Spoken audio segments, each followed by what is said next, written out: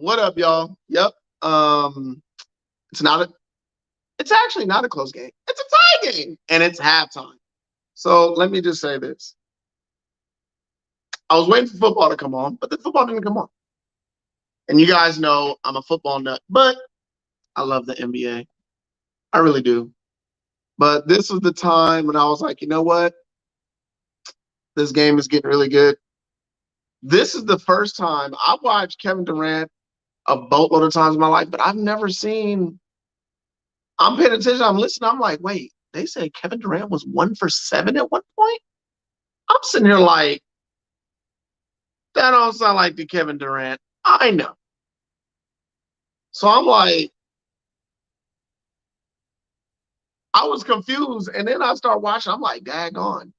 They're shifting a lot of double teams in front of Kevin Durant. Like they're daring him to shoot outside of the middle of the floor. And I'm like, that don't stop him. One of his 2 buckets that he made, he pulled up over Al Horford and Jason Tatum and then sunk it. And then went to free throw line and sunk another one. So the game is 61-61. But I'm going to tell you right now, one of the reasons why I'm going live right now is because this one guy never gets any love. And I'm always in favor. I'm always in favor of Al Horford. I'm a huge Al Horford fan. Ask me who's leading the score, leading the way, being a leader on the court. It's not Smart. It's not Jaylen Brown. It's not Jason Tatum. The most points is by Al Horford. I've seen Al Horford in a 3, catching alley-oops, sinking free throws, grabbing rebounds, getting blocks. And this is the first half. And then I saw something. I always respected Andre Drummond. Maybe because I saw who Andre Drummond was in Detroit, and that's the guy I respected. But I can't. I'm sorry. DeAndre Jordan, I haven't given up on yet because I just know he's at the end of his career. But seeing what Andre Drummond just tried to do to White, he didn't physically try and harm him or nothing. he got his 4th foul. He fouled him point blank, like he did it on purpose, like he wanted to get out the game, like it was on purpose. He fouled him, and then when White threw up his hands when he got hit, there was like 3 seconds that went by, and all of a sudden Drummond throws himself on the floor like he took an elbow from White. I'm sitting here like, this dude is ridiculous. Like, I've seen a lot of players go out. But dude, Drummond, don't go out like this, man. You were a one-of-a-kind cat.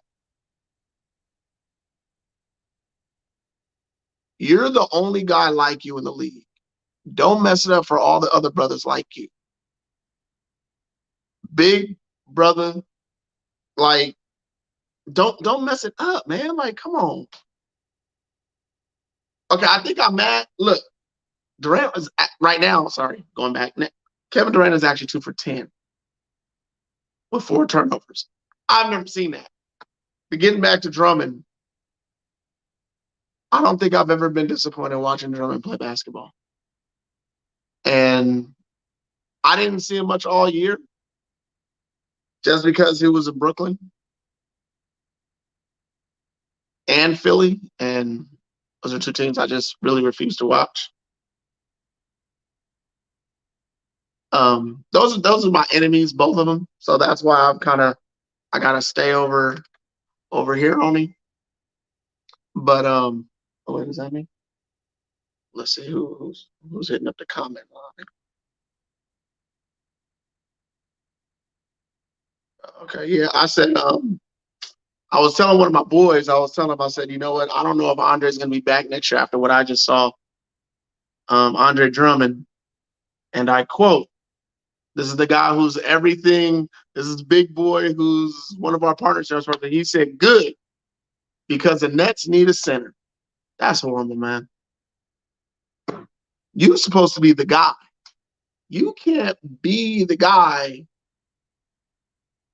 Like, you got people who root for you. You can't do nothing like that. You can't go out and fake it in a playoff game. This is the time when you can bump and jive and do what you always did, what stuff you did in Detroit. You can't come back and do that now. Come on, I'm sorry, man. I'm so disappointed in Andre Drummond. He was one of those guys I used to always root for. I think I might be done. Like, I'm dead serious. I think I might be done rooting for him. I honestly, if I was a GM, I don't even know if I'd hire him as a rotation player. Because if I know if that's what he's going to put out, like, it's the playoffs, you're getting your fourth foul. When you know they're going to give you calls and you getting a fake foul like that, like you trying to get a foul and they call you for it. Like, come on, man. But anyway, I'm sorry. Andre Drummond, I'm sorry. I had to go on that little rant because he be getting on my nerves sometimes. So I'm actually shocked Kyrie Irving has actually picked up the slack for Kevin Durant, who hasn't shot well. But then again, if I would have told y'all at halftime somebody was going to go 2 for 10 and have 4 turnovers, how many of y'all thought that was going to be Kevin Durant? You, not me, not me, you, not me. I would have thought that's a Kevin Durant, maybe a Seth Curry, but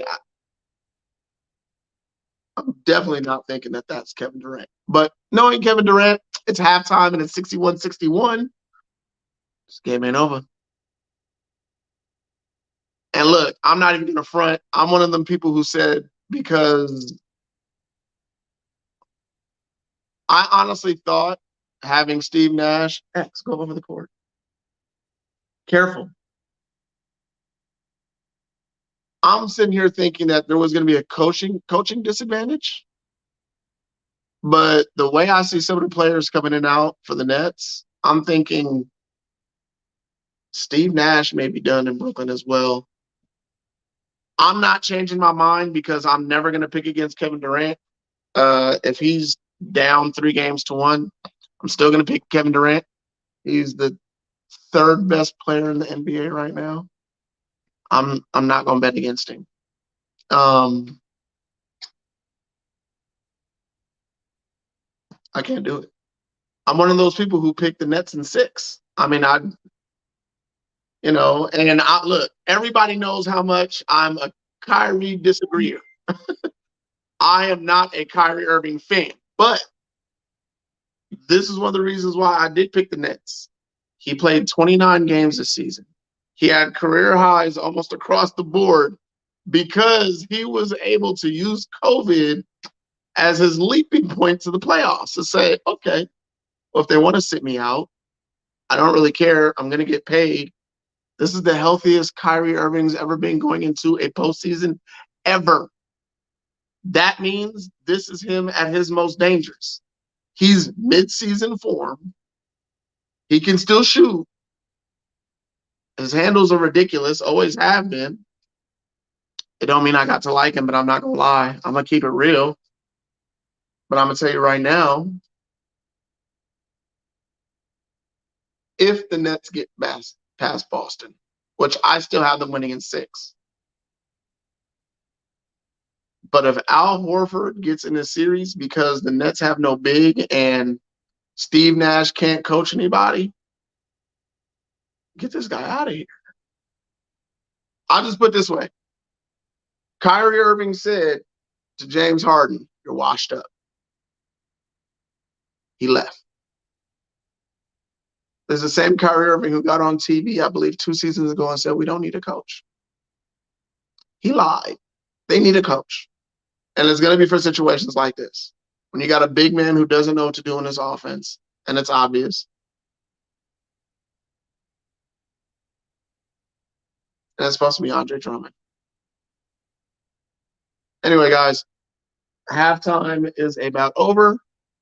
I'm unmuting. And the Nets have had 12 turnovers and only 16 points in the paint. But that's the scary part. They've only had 16 points in the paint, and the game is still tied 61-61. All right, y'all. For those of you guys watching the game, go back, watch the game. Enjoy. Oh, wait. Smart's bringing the ball up. Oh, good pass, Brown. Up. Al Horford with the ball again. Al Horford stuck on Steph Curry. Come on, man. Bucket. Al Horford. Al Horford is the MVP, y'all. I keep telling y'all. I've always rooted for Al Horford. I know he's a Boston Celtic. I know he's an enemy. I can't help it. Kevin Durant. You missed another one? All right, I'm getting off. It's 61-63. Boston has the lead. You guys enjoy the rest of the game if you're watching it. If not, if it's close, we're jumping back on here live, and I don't know if I'll be alone or not. See you guys later.